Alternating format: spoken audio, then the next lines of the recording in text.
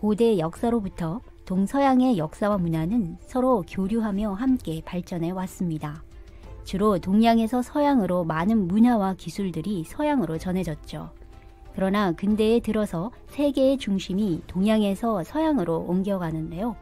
바로 15세기 초부터 17세기경 약 2세기에 걸친 대항해 시대를 기점으로 서양이 아시아나 중동보다 문화와 경제적으로 더 우위에 서게 되는 역사적 전환점을 이루게 됩니다. 이베리아 반도의 포르투갈과 스페인, 그 뒤를 이은 영국, 프랑스 등의 유럽 해양 진출 이후 서양과 동양의 교류가 본격화되면서 신대륙과 태평양이 지도 위에 추가되었고 세계는 근대사로 흐름이 바뀝니다. 대항해 시대가 시작된 결정적 원인 중 하나는 동양의 물건들 중 향료와 후추와 같은 향신료였습니다. 유럽인들의 식사 중 메인 요리였던 고기는 보존하는 데 있어 어려움이 있었죠. 지금처럼 냉장시킬 수 있는 기술이 없었기 때문에 향신료가 방부제 역할을 해주었습니다. 그러나 향신료의 원료인 식물은 유럽 기후에는 맞지 않아 재배하기가 힘들어 아시아로부터 수입할 수밖에 없었죠. 향신료는 당시 은과 거래가 될 정도로 귀중한 상품이었습니다. 주로 북이탈리아 사람들이 아시아로 건너가 현지에서 향신료를 입수하고 유럽으로 들고 돌아왔죠. 그런데 15세기 로마 제국의 수도 콘스탄티노플을 장악한 오스만 제국이 지중해 무역을 차지하면서 동방 무역에도 문제가 생겼습니다. 이슬람 상인들이 독점하면서 유럽으로 유입되는 향신료가 줄어들자 가격이 천정부지로 올랐기 때문이죠. 이로 인해 유럽인들은 향신료를 얻기 위해 아시아로 갈 수 있는 새로운 항로를 개척하려 합니다. 마침 베네치아 상인 마르코 폴로의 아시아 탐방 기록인 동방견문록이 히트를 치면서 유럽인들은 먼 바다 너머의 아시아에 대한 신비감이 더욱더 고조되었습니다. 또 나침반이나 항해술의 발전이 넓은 바다로 진출하는 충분한 여건이 되었죠. 하지만 항해를 하기 위해서는 배를 만드는 비용과 선원들, 그리고 식료품 등에 들어가는 막대한 돈이 필요했기 때문에 누구나 쉽게 나설 수 없었습니다. 결국 큰 힘을 가진 국가의 왕들이 항해 비용을 부담하게 되고 이들 국가들은 아시아와의 무역 교역뿐만 아니라 전 세계에 기독교를 전파한다라고 하는 대의 명분을 내세워 대항해 시대를 열게 됩니다. 유럽 국가들 가운데 가장 발빠르게 해양으로 진출한 국가는 포르투갈이었습니다. 포르투갈은 지정학적으로 긴 해안을 갖고 있었기 때문에 일찍이 항해술이 발달했는데요. 지중해 서부는 베네치아와 제노바가 독점하다시피 했고 동부와 남부는 오스만 제국의 세력들이 차지하면서 비집고 들어갈 틈이 없었던 변방의 포르투갈은 아프리카로 시선을 돌려 아프리카를 돌아서 동방으로 가는 항로를 개척하고자 합니다. 1415년 포르투갈의 주왕 1세의 셋째 아들 에니크 왕자는 대항해 시대를 연 주역이었습니다. 아프리카 대륙 북부에 있는 이슬람 왕국의 전략적 요충지인 세우타라는 마을을 기습 공격하여 유럽을 놀라게 했는데요. 그는 아프리카 대륙의 전초기지를 얻어 많은 해양에 대한 여러 정보를 수집합니다. 그리고 바다를 향해 다짐합니다. 포르투갈의 미래는 바다에서 찾아야 해 하며 대서양의 남쪽으로 진출할 야망을 키우죠. 에니크 왕자는 세우타 원정을 성공시키고 원정에서 돌아와 교황으로부터 기사단 단장으로 임명됩니다. 그는 더 많은 자재를 투입해서 아프리카 추가 진출을 시도합니다. 에니크의 도전을 계기로 포르투갈의 해외 팽창 정책은 그 어느 때보다 활기를 띠고 아시아와의 해양 교역을 탐구하는 대항해 시대가 시작되는데요. 에니크는 여러 번의 항해 끝에 당시 세상의 끝이라고 믿었던 세우타로부터 남서쪽에 위치한 보자도르 곳을 넘는 데도 성공합니다. 아무도 넘지 못했던 그곳을 에니크의 열정으로 도달한 것이었죠. 그는 바다의 두려움을 극복하고 미지의 세계를 불안해하지 않아 에니크 항해 왕자라고 불렸는데요. 죽기 전까지 탐험 사업에 몰두하고 사그레스의 해양연구소까지 만듭니다. 15세기 중반 에니크의 해외 개척으로 시작된 항해 시대 초기는 포르투갈과 스페인의 양국에서 거의 이익을 독점하고 있는 상태였습니다. 두 나라의 항해 성공을 지켜보던 영국과 네덜란드 그리고 타 서유럽 국가들도 해외 개척에 뛰어들기 시작합니다.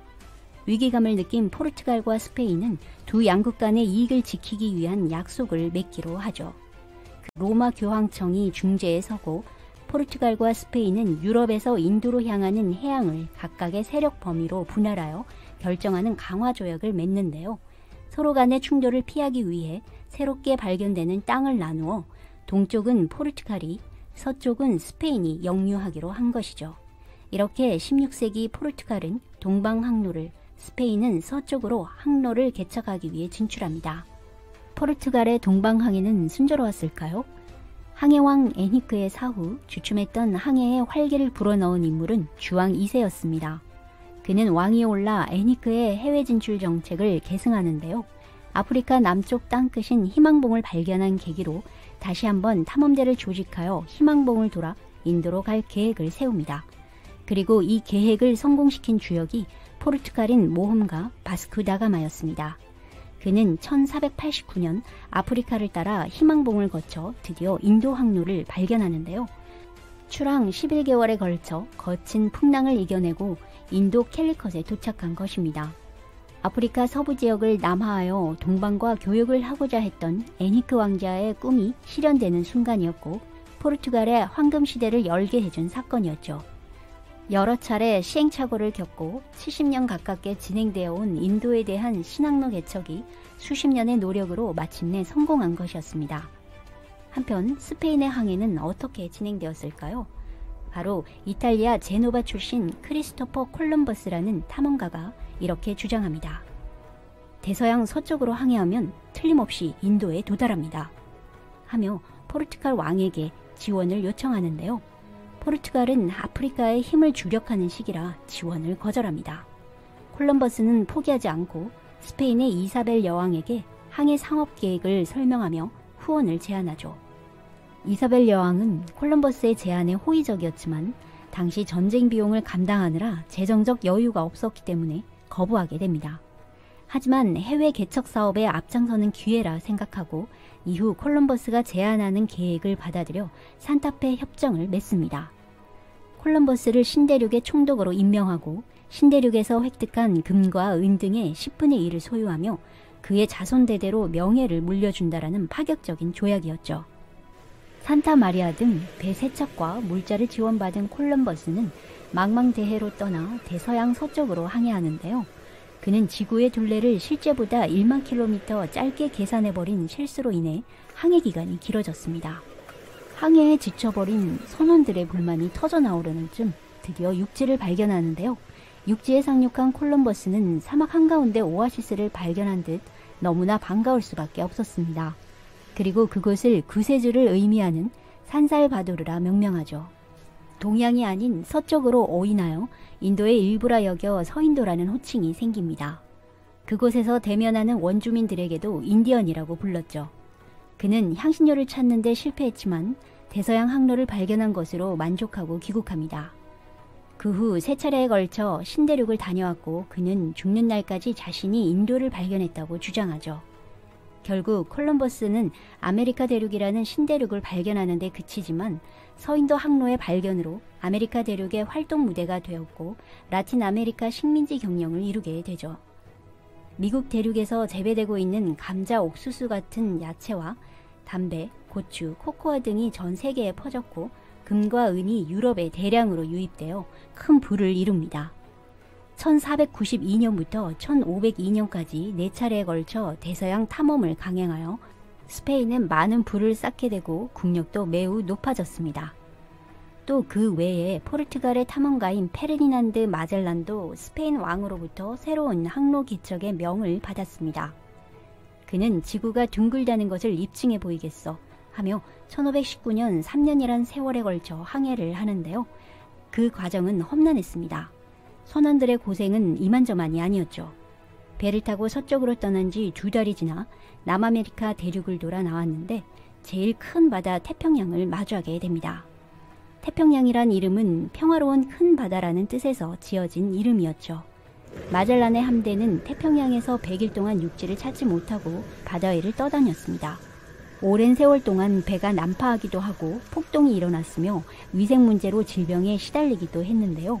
배 위엔 화장실이 없어 배 선단에 볼일을 보다 파도에 휩쓸려 떠내려간 사람도 있었습니다. 배 5척 중 한 척은 침몰하고 한 척은 도망가 남은 세 척으로 항해를 이어나갑니다. 갖은 고난을 겪으면서 마침내 필리핀 동쪽의 외딴 섬 괌에 도착합니다.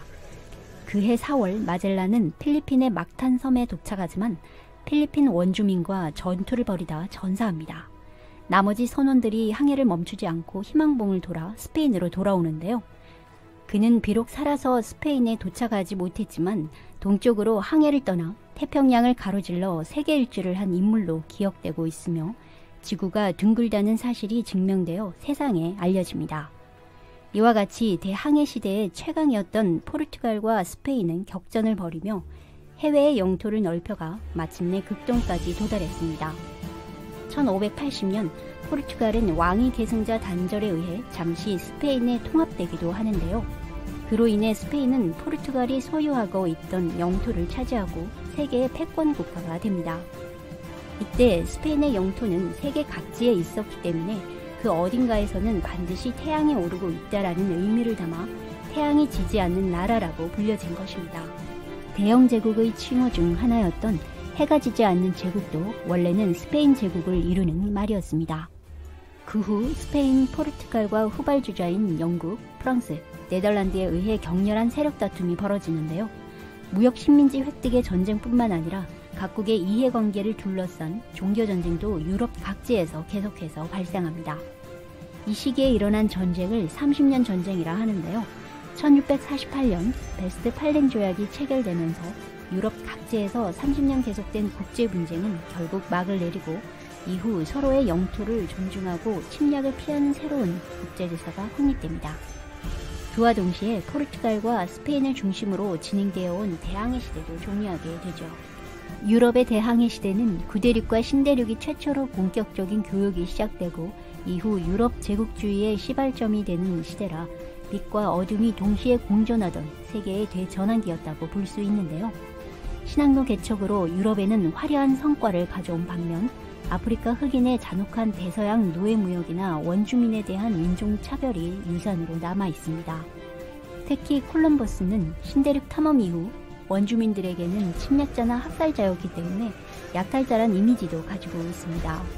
또 유럽 이외에 중국의 명나라 시대에도 7차례에 걸친 대선단 항해도 있었고 각 지역에서 해상무역이 이루어지고 있었기 때문에 대항해 시대란 단어는 유럽인의 관점에서만 바라본 편협한 용어라는 비판도 존재합니다. 무엇보다 대항해 시대가 회자되고 있는 것은 탐험가의 돋보였던 정신이었습니다. 공포와 미지의 세계를 두려워하지 않고 누구보다 먼저 용기와 도전 정신을 보인 애니크 왕자. 그리고 왕에게 여러 번 거절당해도 항해를 포기하지 않았던 콜럼버스. 목숨 걸고 극한 상황을 이겨내 세계 일주를 이루어낸 마젤란. 이들을 비롯한 여러 탐험가들이 새로운 가능성에 마음을 열어 도전하였기에 무한한 가능성과 미래를 찾지 않았을까요? 정리한 영상은 여기까지입니다.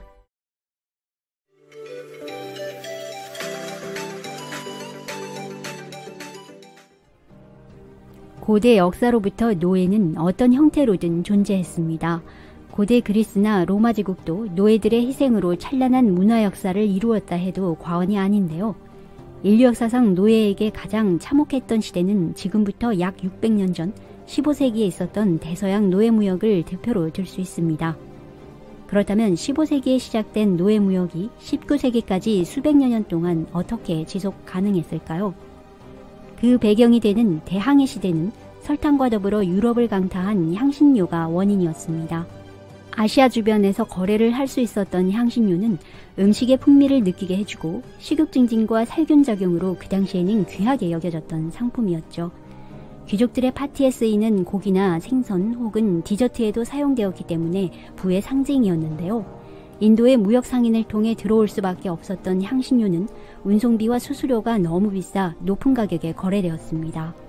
그래서 포르투갈을 시작으로 유럽 각국은 인도로 가는 항로를 찾기 위해 신항로를 개척해 나가기 시작했고 15세기 말에 이르면 유럽 전역에 동서양의 교류가 시작되는 대항해 시대가 시작됩니다.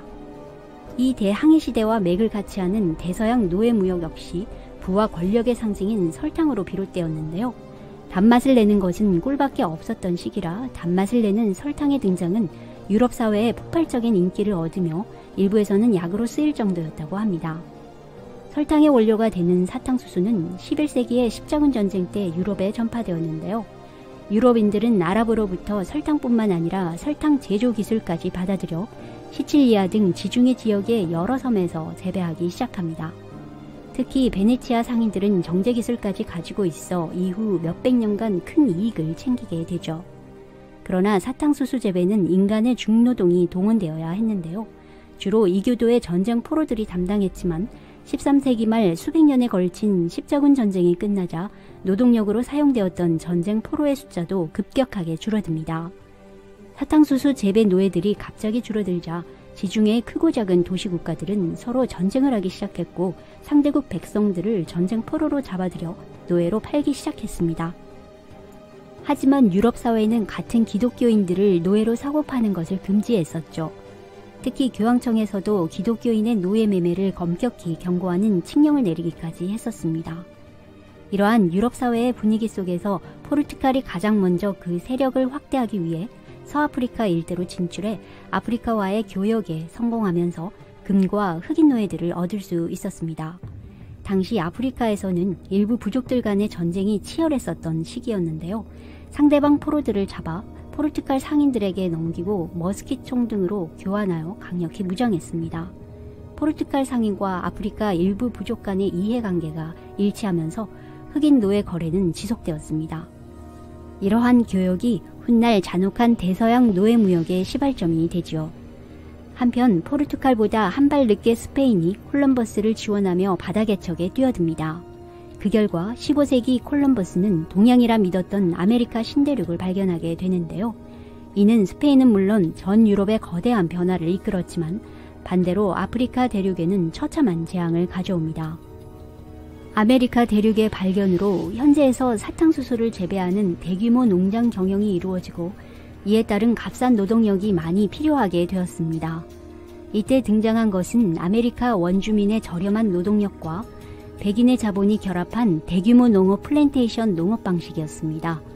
노예 노동력을 통해 얻은 설탕은 소비량이 급증하고 대중화되면서 가치는 상상 초월이었지만 초강도의 노동력이 필요했습니다. 현지 주민만으로는 턱없이 일손이 부족해서 대용으로 쓰이게 된 것이 바로 아프리카의 흑인 노예들이었습니다. 흑인 노예들이 대거 고용된 또 하나의 배경이 있는데요.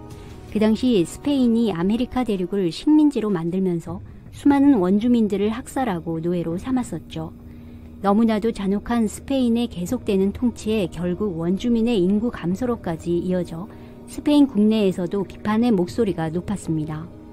이에 스페인 왕 카를로스 1세는 귀족들의 반발에도 바야돌리드에서 회의를 개최하는데요. 아메리카 인디오들에게도 이성과 문화가 있으며 우리와 같은 하나님의 자녀이니 인디오들을 노예로 삼거나 가혹한 행위를 해서는 안 된다라는 결론을 끌어냅니다.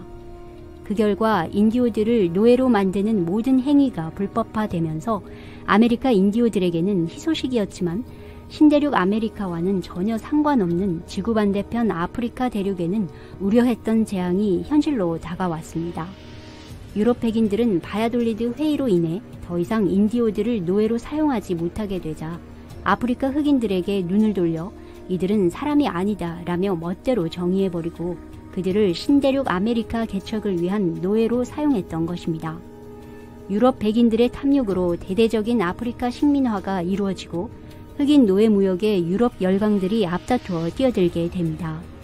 바로 대서양 노예 무역의 본격적인 막이 오르면서 전 아프리카 대륙에서 비인간적인 살육과 약탈 행위가 유럽 백인들에 의해 자행되었습니다. 특히 대서양 노예 무역은 사로잡힌 아프리카 노예들이 노예선을 타고 아메리카 대륙과 카리브해를 비롯하여 수많은 지역으로 팔려갑니다. 16세기부터 19세기 중반까지 1200만 명이 넘는 흑인들이 노예선으로 이동되었고 이동하는 도중에는 200만 명 이상이 사망했는데요. 아메리카 대륙까지 강제로 이동당한 흑인의 수가 1000만 명 이상으로 노예선 내부의 모습은 너무나도 참혹했습니다. 노예들은 화물처럼 차곡차곡 쌓여 발목에는 쇠사슬이 채운 상태에서 몇 달을 항해해야 했죠. 누운 상태에서 벌린 입으로 소량의 음식을 섭취해야 했고 대소변도 그 자리에서 배설해 방치되었습니다. 비위생적인 환경 탓에 전염병이 만연해 수많은 노예가 죽어나갔고 가차없이 바다에 내던져 버려졌다고 합니다. 일부 저항하고 폭동을 일으키는 노예들은 가혹한 고문을 당하거나 잔인하게 살해되었습니다.